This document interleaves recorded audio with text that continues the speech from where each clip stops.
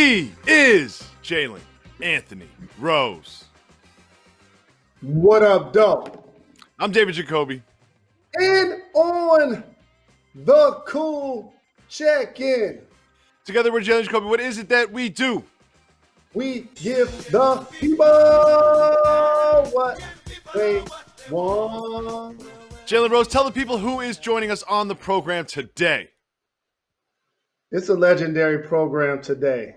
I am humbled. I am honored that this Hall of Fame basketball player even knows my name.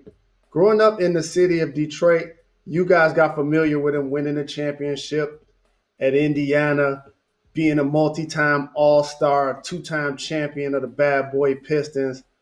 But I also got a chance to know the man, the humanitarian, the entrepreneur. He's been my coach in the NBA. He was a guy where I was like, when I got drafted, I'm going to get a smile like his, because he has a smile that'll light up the entire NBA like he did with his game. Isiah Lord Thomas III is here. Zeke the Freak is here. Welcome to Jalen and Jacoby. I am forever grateful. And there's one other individual that would like to welcome you properly like no other show can. I wanted to wear my Detroit red, white, and blue to honor you. Also, I wanted to bring a character, Motown Clown from the late 80s, to celebrate your championships with you. You could appreciate one of those, right? You remember those? And it won't be complete without these, right? Yeah, okay, all missing is a cigarette. Yeah, and the scene. Remember the scene? Yes. Don't say damn, say whoa. Sugar, sorry, we didn't get on today. It ain't our fault.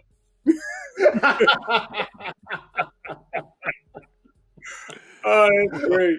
Are we missing that? Some Fago.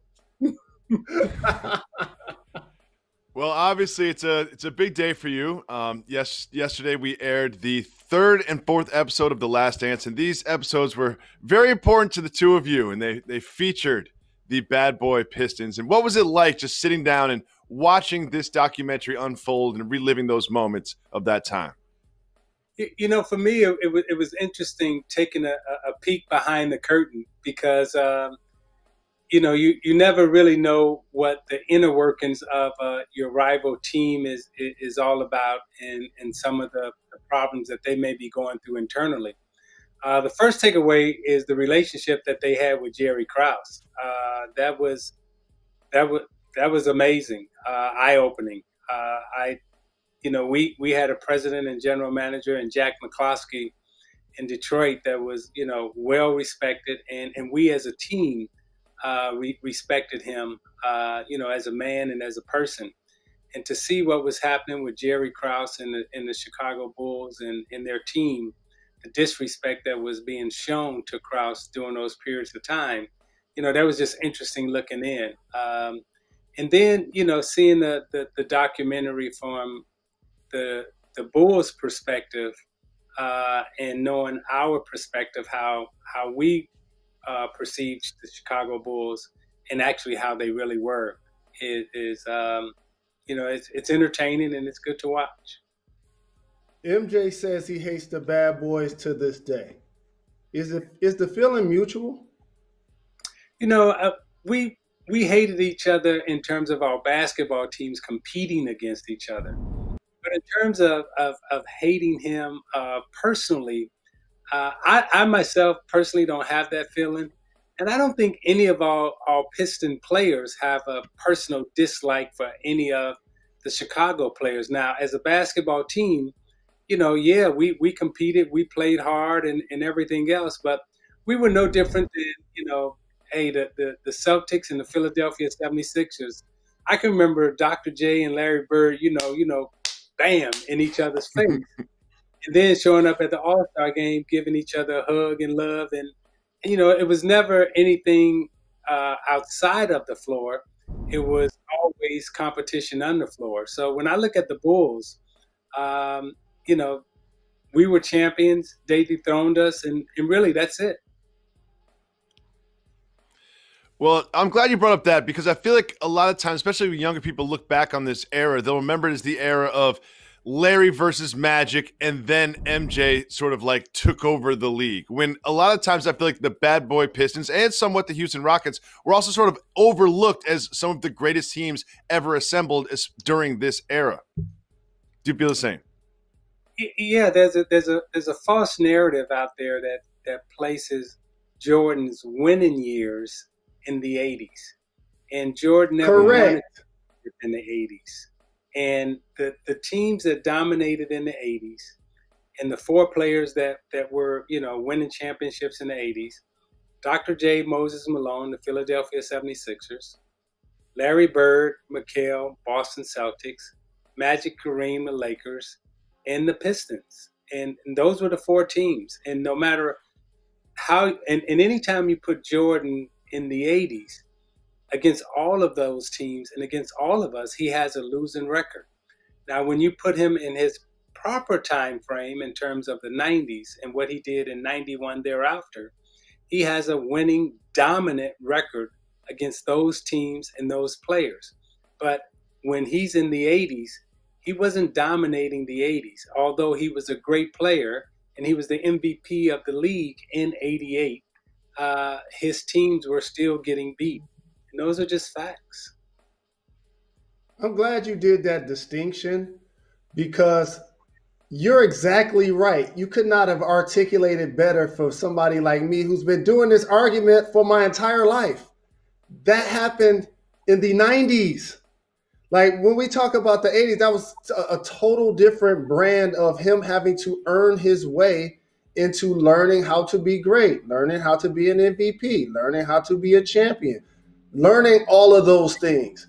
And the bad boy Pistons eliminated them 3 straight seasons from the playoffs, Jacoby.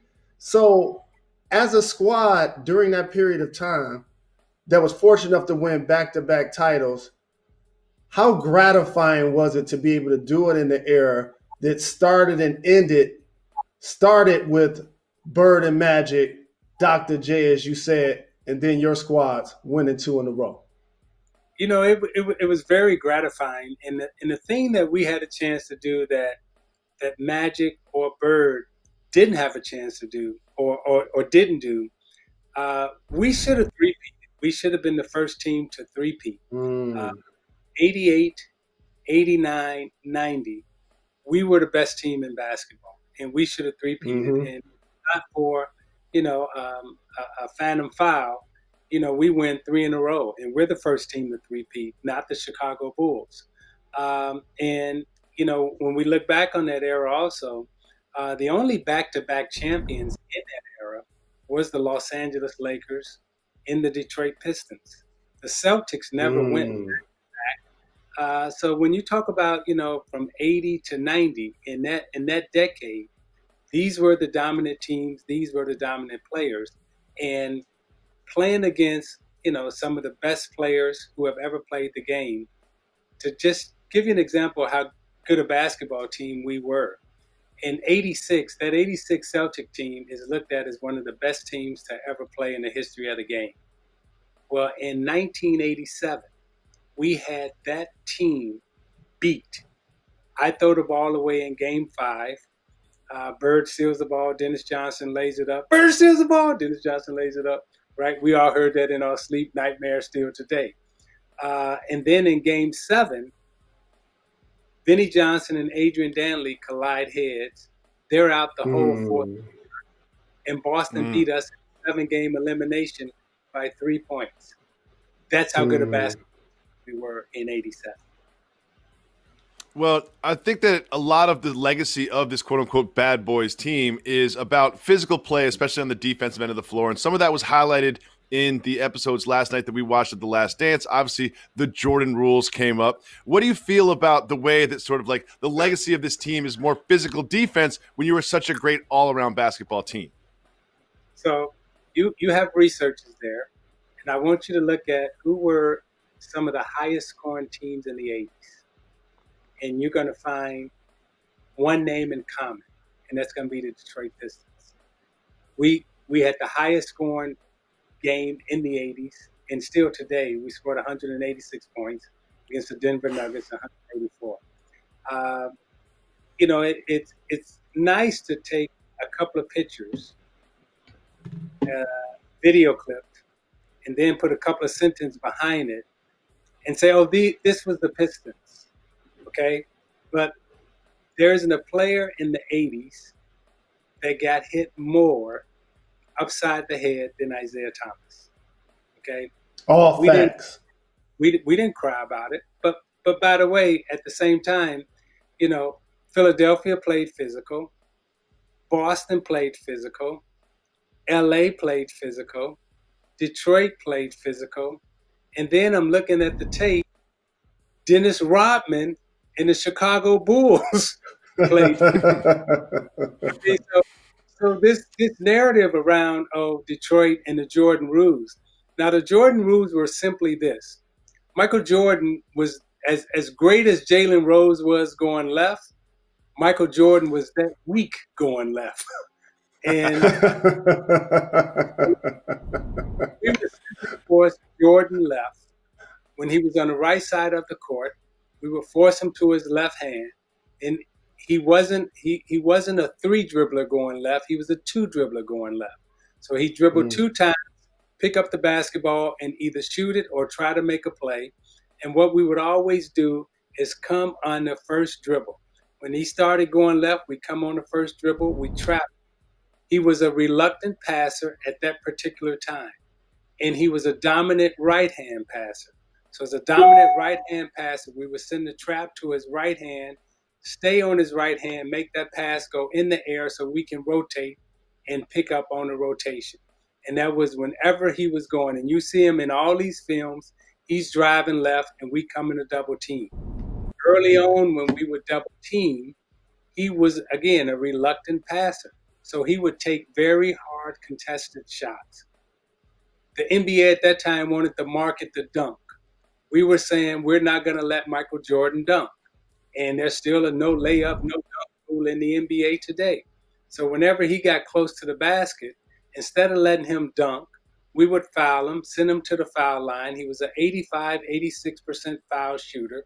So that meant the more you sent him to the foul line, he may split one or he may miss one. But we knew if he dunked, that was a sure 2. Those were the Jordan Rules. Tempo was what I was supposed to control. And if you look at all these Chicago scores, they're scoring, 87 to 92 points roughly. And Jordan's taking 30 to 32 shots. And we're forcing 15 turnovers. So that's 45 possessions that are gone to Michael Jordan. And out of those other, 35 shots that would be available, those 35 shots had to be distributed between 7 to 8 players. So that means each player was probably getting an average of 4 to 5 shots. And defensively against those players, we were holding those players to 25% shooting. They were only making 1 to 4 or 1 to 5. Those were the Jordan Rules, and that's how we always beat them. Isiah Thomas, you're from the west side of Chicago. I know you were watching a documentary last night. There was a gentleman named Horace Grant that called you guys.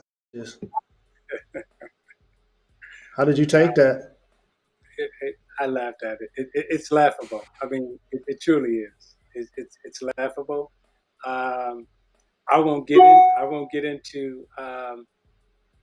All I know is whenever I've seen these guys personally up front with each other, I have never gotten that reaction from Horace Grant. I've never gotten that reaction from Michael Jordan. They've always been nice, pleasant, so it's easy to talk a lot of stuff on TV behind cameras or, radio. But when we face to face, I haven't got that reaction from them. That's really interesting because it seems like there's still a little bit of grudges being held on both sides, to be honest. And obviously, I know you saw when the director. Oh, you're gonna stop me? No grudges. No grudges. Not both sides. Where have you seen the Pistons talk bad about the Bulls? I mean, and I'm sure if there were quotes, you guys would have found them. You show this one walk off, right? But you don't contextualize it and show what Jordan and the Chicago Bulls were saying about the Pistons after they had won Game 3, and not only saying that we didn't earn a championship, that we weren't good champions, but they also trashed the city of Detroit, saying that that we were less than. So tell the whole story, just don't tell part of it. Now, you're not finding comments where the Detroit Pistons said something bad about the Chicago Bulls. You're finding things that the Chicago Bulls were saying bad about the Detroit Pistons, and we reacted and responded. Now, maybe our emotions got the best of us in that one instance, but don't say that the Pistons are walking around holding grudges and we're bitter. We moved on. We lost, we left the court, and we moved on, and we haven't said anything about the Chicago Bulls since. Now, ask your researcher to research it and find it. We absolutely will. And that moment, and you and I have talked about this personally and professionally. If you squint when you look at that video as you guys are walking off the floor, I'm walking with y'all. I'm in that line. Yeah. I've been saying this since that day. And anybody that's been listening to this show for 9 years knows I was with y'all. That's rivalry, everyone. When you say that's what you miss in sports, that's what we're talking about. And it's going to be personal. It's going to be physical. And that's, I think, what people don't understand, Isiah, about that moment and the emotions that went into the hug with Captain Jack as y'all walked off. It was an end of an era that you just described that went so many different ways, but it was so very great and fun to watch.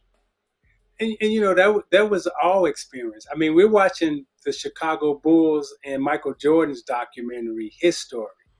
Our story on that day was, hey, our run has come to an end. And you saw us congratulating each other on the bench, thanking each other on the bench and everything else. Now, the city was on fire because of the comments that Jordan had made about our team prior to that game and how we were bad and everything else. Now, Jalen was in that line walking, but also, realistically, the whole city was marching with us, you know, because that was the feeling at that time. And not only that, but and this is very rare in sports, our beat writers were also walking out with us because they too had felt insulted because they grew up in Detroit. And you know, but you know, in terms of the Pistons, we have never, you know, gone out and said, oh, the Celtics were bad for basketball and the Lakers were bad for basketball or the Chicago Bulls were bad for basketball. Their style was bad. We never said anything like that. And as a matter of fact, after we lost, there are several NBA teams that picked up our style of play. The Miami Heat, Pat Riley left Showtime and became a bad boy.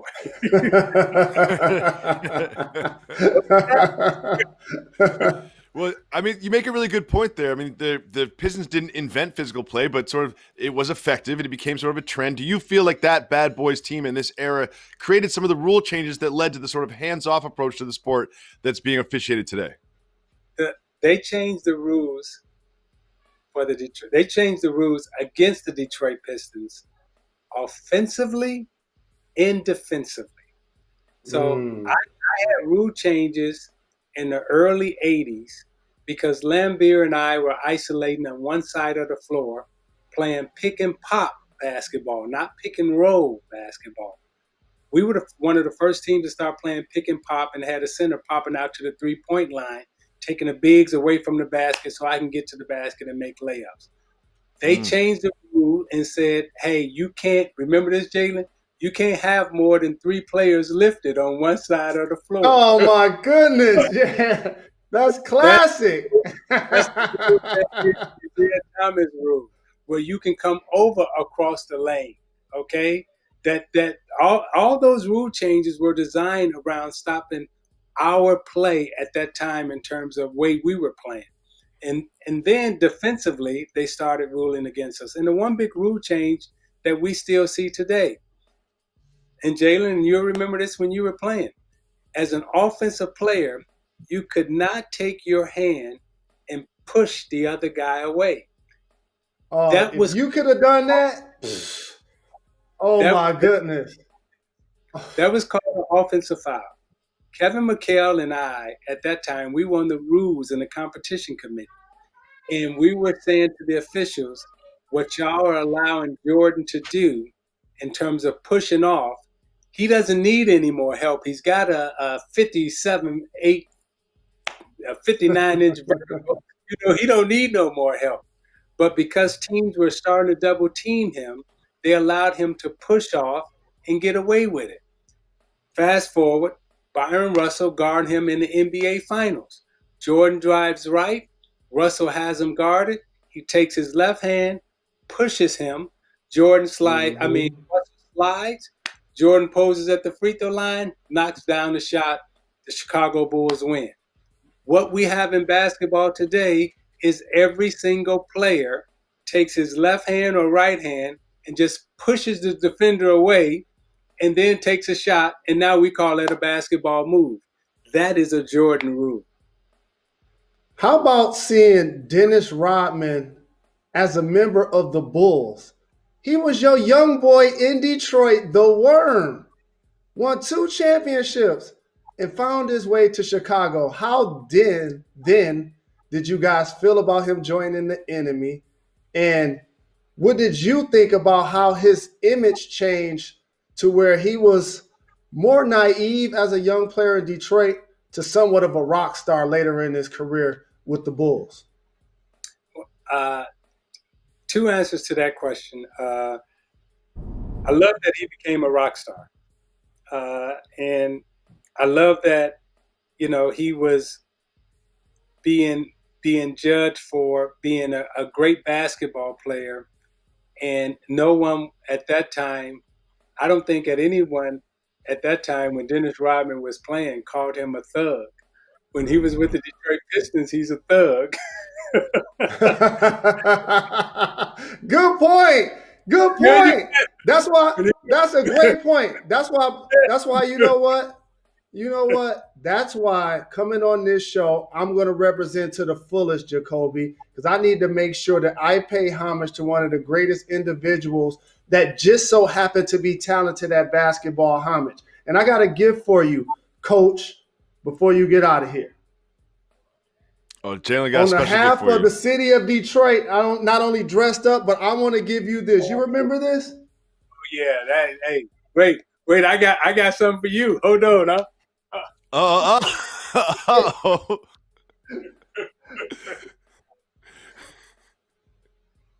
wow. Absolutely. What a classic. Classic.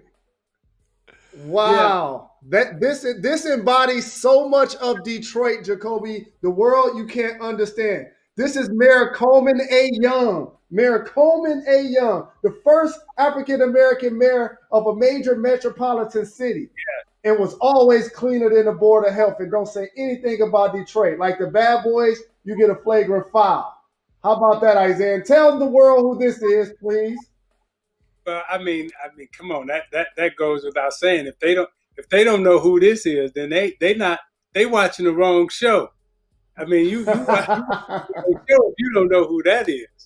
I mean, honestly, that's what our Detroit team represented.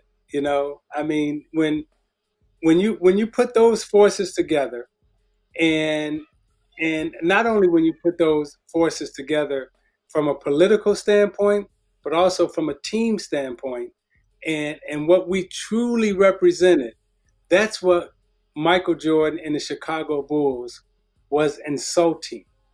And that's how we felt like, wait a minute, we earned it. Not only did we earn it, but, we were recognized nationally and internationally by the world basketball community. And for us to be dissed like that and saying that we didn't earn it, our city and our team really took that as a slight. And that's why this is a legendary picture, my favorite picture. I'm going to make sure I give it to you because I know you probably have a lot of things in your multi-mansions. I know you don't have this framed anywhere. I know you don't. I don't have that one framed, but you know, I have. You saw that picture of me and Mr. Mandela and Nelson Mandela holding it. I keep that right in my office on my desk. So, you know, and when he visited Detroit and put on the Piston jacket, I mean, Mayor Coleman Young, Nelson Mandela, you talking about bad boy spirit in terms of what we stood for. Hey, that's who we were. No doubt. And that's why I wanted to share this picture because that's bigger than a game. So for people who try to compare who was the dominant team in whatever era, let me tell you something. When Nelson Mandela rocking your jacket, you won at life. Well, but by the way, Jalen, he had just been released from prison, and that was his first trip to America. And the first place he came was Detroit, and stopped and put on a Piston jacket. That's what we represent. That's love. That's great. I want to thank you so much for coming on the program, Isiah. You're obviously welcome back anytime. I want to remind everybody, there's also a Bad Boys 30 for 30. If you're looking for something to watch between episode 4 and episode 5, watch the Bad Boys 30 for 30, and you'll enjoy that side of the story as well. Make sure you check out Mina Kimes in the Daily. We'll be back tomorrow. Why is that, Jalen Rose? We're not done. We're not done. We're not done. Yeah.